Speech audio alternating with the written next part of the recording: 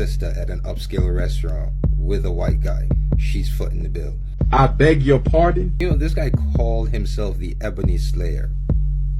I beg your pardon? This guy brings in different sisters, 3 to 4 every week. They foot the bill, he takes them back home.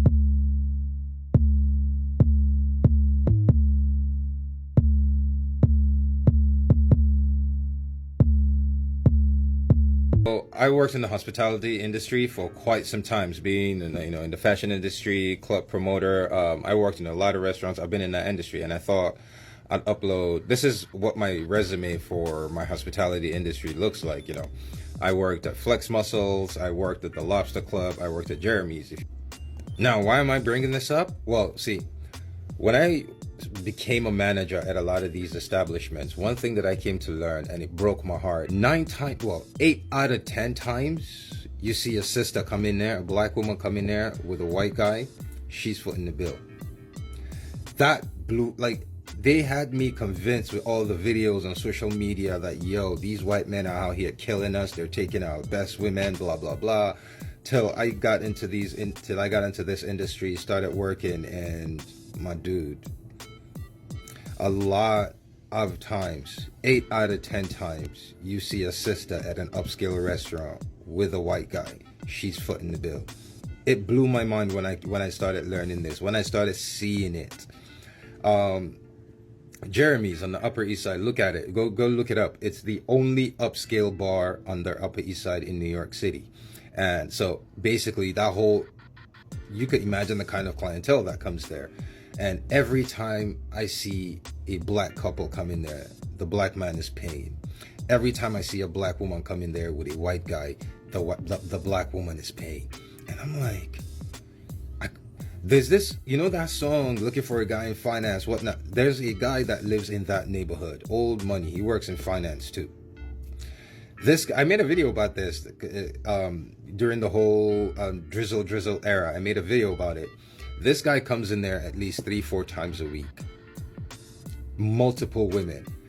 Majority of the time, his sisters he comes with. They foot the bill. And, you know, being a manager at an establishment, I can't, you know, I have to be nice. I have to, you know, whatever my personal feelings are, I have to keep. So I come, I laugh. I'm like, damn, be out here killing it. You know, this guy called himself the Ebony Slayer. This guy brings in different sisters, 3 to 4 every week. They foot the bill, he takes them back home. So okay, fam, so y'all know I had to follow this post up with a video because I got quite a lot of feedback. So far I'm at about a little more than 500,000 views and a ton of comments, over 500 comments. So let me just reiterate, people. Let me be the first to say, I am not opposed to 2 loving individuals coming together and creating a life. Of course, I support Black love, and of course, I will always support Black love. But if 2 people of another race end up falling in love together, I see no problem with that. No issue whatsoever. The problem I have, and I also believe many other people voice his concern, is the way that it is pushed and then the propaganda associated with interracial relationships, right? So we know that usually swirling and divesting is connected to this whole idea of hypergamy, leveling up, and many times it can actually become a reason for Black men to be shamed specifically. Girl, Black men are the hardest group of men to date. I am so effing tired of the amount of emotional labor that comes with dating Black men. My interest in dating another Black man is like 1% at this point. Or if the roles are reversed. Why is it that successful Black men always date white women or Oriental women when they get some money? Well, I'm attempt to answer this the best way I know how. See, a lot of times when men get some money, Black men to be exact, they want a woman that's going to be submissive, that's going to actually do what they say, and a woman that's going to just be there to support every decision they make. Asian women, white women are very subtle, very submissive, very easy to deal with. They haven't came up the way Black women have came up. And a lot of times when you're dealing with Black women, you know, you're going to deal with some kickback. They not just going to do whatever the fuck you say just because you making the bread and butter. My issue becomes when somebody uses their desire for another race or their stance to date somebody else to basically undermine Black folks completely. That is where the issue comes in. Outside of that, if you are loving yourself, you just happen to fall in love with somebody and they're of a different ethnicity, good for you. I hope it works out. But the reason I think this particular video got a ton of feedback is because it really undercuts a ton of the propaganda that we see going on today, which is that Black women are out here leveling up and these white men, right, are giving them pasta and lobster treatment. This is pretty much the story that is continuously told. This particular gentleman, if you haven't seen the video already, I can replay it. He basically says that in his anecdotal experience, let me be clear, it's anecdotal. In his experience, he saw the majority of Black women fitting the bill. This is why it got a lot of feedback, because his personal anecdotal experience goes completely against the propaganda that's going out there. I can say personally in my life, I know Black women who really fall on either side of the spectrum. Black women who have, their husbands paying their bills, and also Black women who very much were paying for their white. I've seen both. I've seen, both aspects of it. But it certainly challenges this narrative that Black women are out there leveling up, divesting, and basically living their better life, living their better Black free life with these white men who were supposedly putting them up in these white suburban homes. This really questions and undermines that entire narrative and propaganda that is being pushed. Currently, less than 1% of white men in America have a Black wife, an incredibly small percent. So already we're talking about an extreme minority, and what that essentially shows us or suggests is that these dates are not necessarily leading to marriage, which again brings me to another point that I've already reiterated, that sexual access does not mean marital access. There are men of other races who may actually be sexually attracted to Black women, but do not desire to bring her home.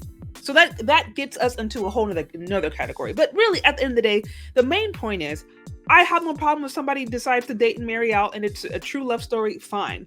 The issue I have is when that said interracial relationship becomes a reason for a person to promote propaganda. That is where it becomes dangerous. And this is why I like to have these kind of conversations and always try to corroborate it with real life experience and or just data to see what is going on. At the end of the day, I do believe Black love, it has always been attacked in America, right? There has always been an agenda to divide Black people. I don't stand for that. Love who you love, but don't use it as an opportunity to undermine your own. So now let's get into the comments. Let's see what other people have to say about this whole topic. Okay, first one, it says, if they are American men and it's a date and they don't pay, they don't like you, girl. I could not agree more. Yeah, I can agree. I will say for myself, I never paid for any of my dates. That just was not my experience. I'm just being honest. I never paid for not one of my dates. It didn't matter that person's economic stat. I just wasn't doing it. So I can't say that I had the experience of going out and having to foot the bill for another guy. It just didn't happen. That just was not me. This is no shade if that was your experience. I understand dating life is a little differently now, and I also understand people are looking for different setups, but that just was not my experience. And I do agree that, like, if you're always paying and if you have to initiate, I mean, unless you're going after a particular kind of man, in most instances, that might mean that men just is not as interested. Another one, this one says, why do these types in the TikTok so desperately try to inject themselves into the relationships of white men and Black women? We got this. We don't want your attention, your focus, your fake concern, your advice. As a matter of fact, stay 1,000 feet away from us at all times. Go focus on something more productive with your life. Go get a job, a hobby, a purpose, please. So again, I can say, at least for myself, I don't really care if a person decides to date and marry out in most instances. As long as they're happy and they're living their life, no problem. The things that people react to, especially in Black America, is one, how Black love is continuously demonized. And then two, how interracial relationships can sometimes become a cover up to basically bash Black America. And in a lot of instances, Black men. Black women too, depending upon the context, but I've seen it specifically for Black men. That is where the issue comes in. That's what people are reacting to. And so again, this person's tweet really undermines that narrative that these Black women are divesting from these dusty Black men and living their hypergamous life while these white men are giving them pasta and lobster. Dalton, have you ever even had lobster? I don't think so. Completely undermines that whole idea, or at the very least questions it. Okay, another one. Let Let me see. Here's another one. Okay, that person just laughing. It says, if these chicks can even get a white dude to be with them in public, best believe they are doing whatever possible to keep him. What they will say is a white man is not threatened by a strong, independent black woman with her own money. We know the game. This woman says this is a flat out lie. Again, this is that man's personal anecdotal experience. I'm certainly not going to sit here and say that every time a black woman goes out, 100% of the time she's paying the bills.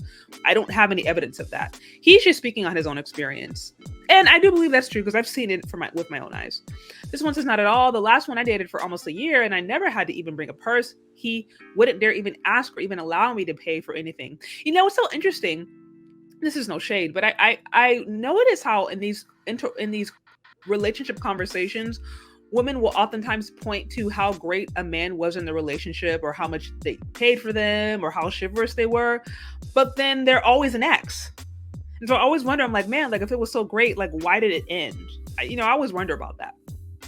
Another one, reverse reparations. Y'all are so petty. Y'all are so petty. Now, again, let me be very clear. Just because this is this man's experience does not mean that this is the reality for everybody. Not at all. It's just his personal experience living in I think he lives in New York City, which is a very diverse area. But I will say, as I mentioned before, the stats are pretty clear. Less than 1% of white men in America do have a black wife. So even if all the dating was going on and all these white men were paying for all these black women, which is quite possible, let's just say in best case scenario that was the case, it's still not leading to marriage. And if that is the ultimate goal, then we have to ask and wonder why. And that, my friends, is another discussion. Anyways, those are my thoughts. What do you think? Do you agree or disagree? Let me know. Leave your questions, comments, concerns in the comment section below. Thank you so much for listening if you've gotten this far, and we'll talk later. Bye.